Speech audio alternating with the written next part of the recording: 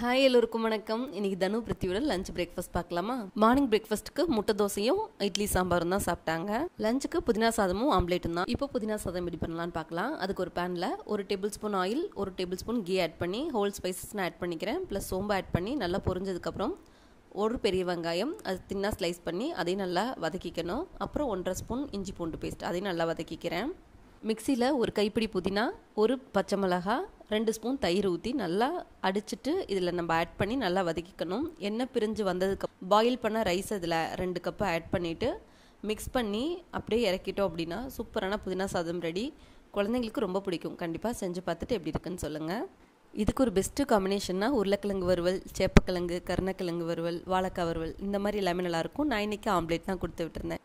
தனு பிருத்திவி 2 பேருமே மார்னிங்கே சாப்பாடு சாப்பிட்டு பார்த்துட்டு சூப்பராக இருக்குது சொன்னாங்க. வீடியோ பிடிச்சிருக்கு, யூஸ்ஃபுல்லாக இருக்குன்னா மட்டும் சேனலை லைக் பண்ணி சப்ஸ்கிரைப் பண்ணிக்கோங்க. பாய்.